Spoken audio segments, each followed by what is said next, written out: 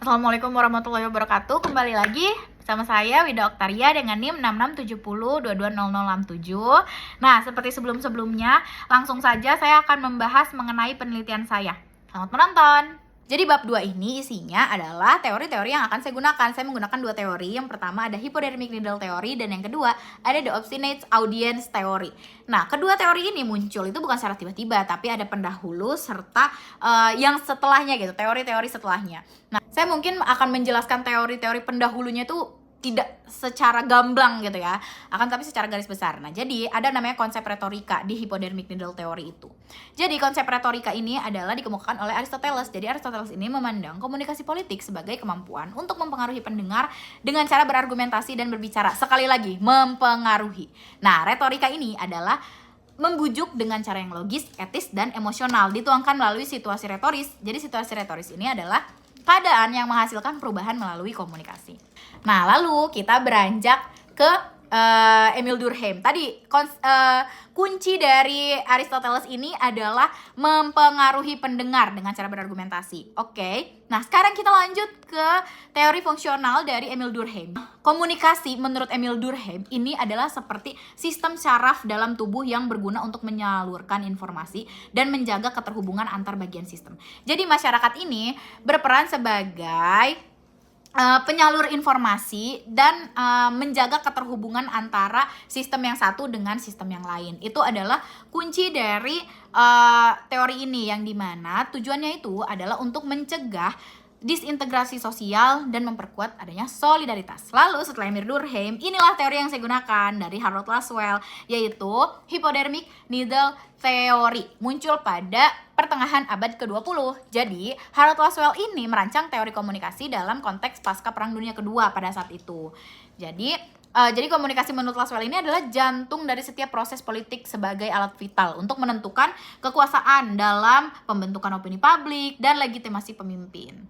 Jadi Laswell ini memiliki konsep, jadi dia ini kan fokusnya ke komunikasi, akan tetapi kenapa saya menggunakan teori ini? Karena adanya keterkaitan dengan penelitian yang akan saya gunakan. Nah, ini.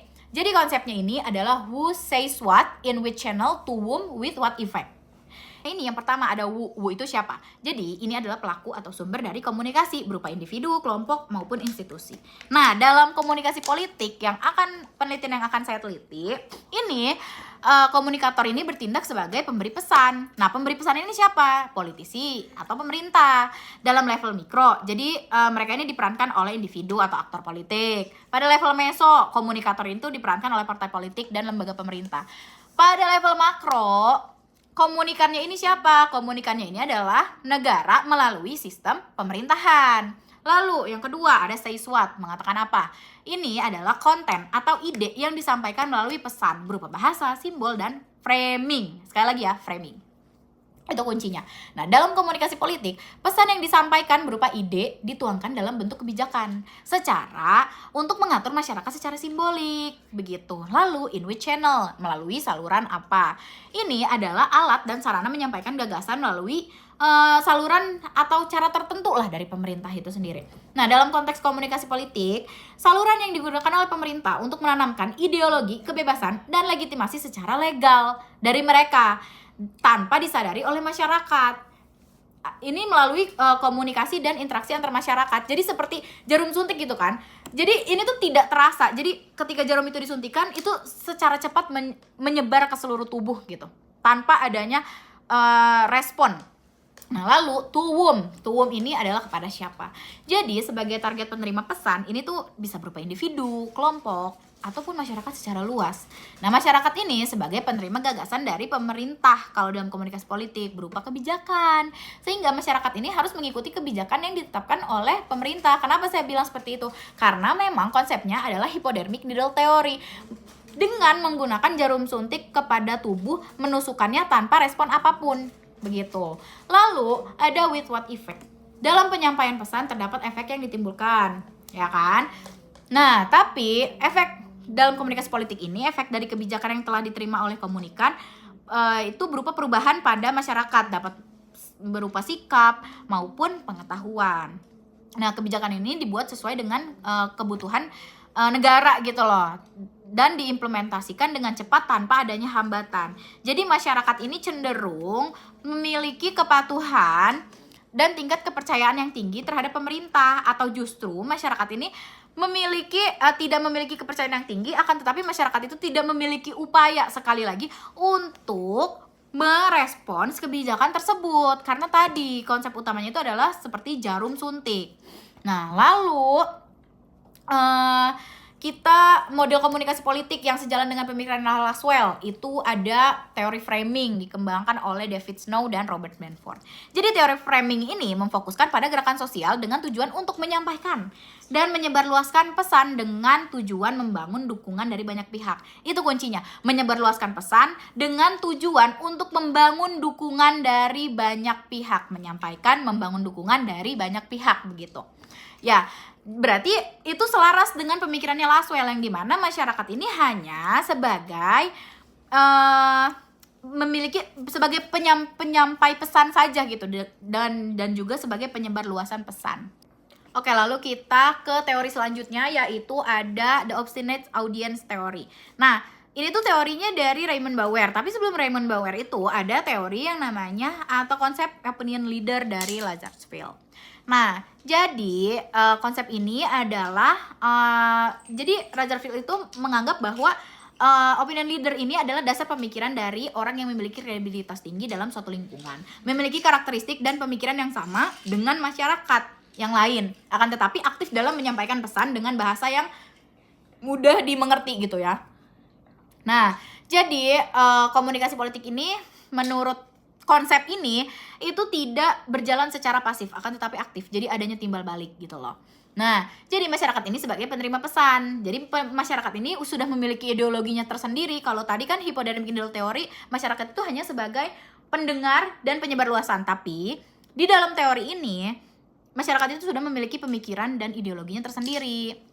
Jadi komunikan itu bertindak sesuai dengan ideologi mereka, bukan sebagai kulit yang ditusuk oleh jarum gitu loh. Nah, lalu setelah Lazarsfeld, nah kita ke teori yang akan saya gunakan ya, The Obstinate Audience Theory oleh Raymond Bauer. Jadi ini adalah ini tuh kritik terhadap teori yang sebelumnya, hypodermic needle theory. Jadi audiens itu tidak pasif, melainkan memiliki inisiatif secara aktif dalam menerima. Kalau tadi kan hanya sampai kepada menerima saja nih, tetapi kalau di sini ada menafsirkan dan merespon komunikasi atau komunikan yang disampaikan oleh si komunikator. Nah, konsep ini itu muncul pada tahun 1964, dikemukakan oleh Raymond Bauer, memiliki beberapa indikator. Yang dimana? Yang pertama, itu ada yang namanya selective exposure. Jadi ini tuh adalah menggambarkan audiens hanya memilih sumber dan pesan yang sesuai dengan nilai, keyakinan dan preferensi mereka, sehingga menghindari pesan yang memang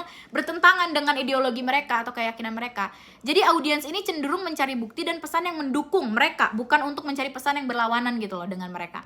Jadi masyarakat ini memilih kebijakan atau politisi sebagai komunikan ini memang yang selaras dengan pemikiran masyarakat, selaras dengan kebijakan yang memang dibutuhkan oleh masyarakat. Bukan kebijakan yang menurut pemerintah ini baik untuk masyarakat, tetapi menurut masyarakat ini tidak baik gitu loh. Menurut masyarakat, ideologi masyarakat itu sendiri. Karena masyarakat memiliki ideologi di konsep ini. Lalu setelahnya itu ada selective persuasion. Perspektif selektif. Ini memberikan pemahaman bahwa audiens itu dapat menafsirkan pesan yang sama dengan cara yang berbeda pada latar belakang, melalui sosial, politik, dan budaya. Nah, opini masyarakat diperlukan untuk sistem politik di sini. Dalam komunikasi politik, pemerintah ini sebagai komunikator berusaha untuk menafsirkan kan dalam pembuatan pesan nih berupa kebijakan nih ya. Nah, tujuannya adalah mensejahterakan masyarakat. Namun dalam konsep teori ini, masyarakat ini memiliki pemaknaan lain mengenai kebijakan yang dibuat oleh pemerintah itu sendiri. Lalu yang ketiga ada selective retention atau retensi aktif. Jadi ini adalah posisi audiens hanya mengingat pesan dan informasi yang mendukung keyakinan mereka dan berusaha untuk mengabaikan fakta yang bertentangan dengan pemikiran audiens.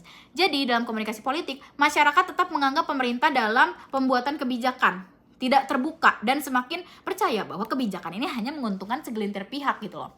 Karena disampaikan oleh sumber yang tidak mereka percayai gitu. Lalu ada active resistance, perlawanan aktif. Nah, ini adalah audiens ini adalah aktor dalam proses komunikasi kalau di konsep yang ini. Jadi, komunikan atau audiens memiliki tujuan dengan cara pandangnya tersendiri dalam memaknai atau mencari sebuah pesan gitu. Nah, dalam komunikasi politik, masyarakat itu tidak hanya menerima dan mendengar kebijakan aja, akan tetapi aktif dalam memaknai, membandingkan, serta memperdebatkan. Di sini poinnya adalah membandingkan dan memperdebatkan kebijakan melalui tindakan yang memang mereka pilih. Jadi berbeda dengan konsep sebelumnya. Kalau konsep sebelumnya kan hanya sebagai penerima dari kebijakan itu sendiri yang digaungkan oleh pemerintah. Nah, tetapi di konsep ini itu memperdebatkan serta membandingkan. Lalu ada audience inisiatif dari audience itu sendiri. Jadi komunikasi yang berjalan secara dua arah ini bersifatnya timbal balik ya. Dalam komunikan ini dapat memberikan pengaruh nih kepada komunikator, ya kan? Melalui respon atau reaksi terhadap pesan yang disampaikan oleh komunikator. Jadi, opini publik di sini tuh berasal dari pendapat masyarakat yang bertentangan dengan pemerintah. Masyarakat ini memberikan pengaruh kepada pemerintah nih melalui respon atas kebijakan itu sendiri. Pemerintah memberikan kebijakan kepada masyarakat. Nah, masyarakat ini itu memberikan respons gitu loh terhadap kebijakan tersebut, yang dimana ini mengubah strategi dengan isi yang sama namun dengan cara yang berbeda-beda. Lalu ada transaksional proses. Komunikasi adalah pertukaran informasi kan, poin di sini. Nah, komunikasi ini dilakukan secara timbal balik, bukan hanya satu arah. Jadi komunikator dan komunikan ini memiliki saling mempengaruhi gitu perannya. Nah, pemerintah memiliki peran untuk menawarkan kebijakan yang mensejahterakan masyarakat. Jadi ketika pemerintah memberikan kebijakan yang tidak sesuai atau ditolak dengan masyarakat, nah di dalam poin ini pemerintah itu menawarkan kebijakan yang lain yang disesuaikan dengan masyarakat. Kalau di dalam konsep ini, lalu ada problem solving. Audiens ini menggunakan informasi sebagai alat untuk memecahkan permasalahan dengan aksi nyata, tidak hanya mengikuti arahan dari komunikator. Jadi masyarakat ini mempercayai kebijakan yang mereka anggap benar berdasarkan kepada kebijakan yang memang dianggap mensejahterakan mereka. Jadi masyarakat ini menerima kebijakan jika memang kebijakan tersebut dapat memberikan kesejahteraan secara nyata untuk masyarakat itu sendiri. Nah, lalu setelahnya ada konsep encoding decoding.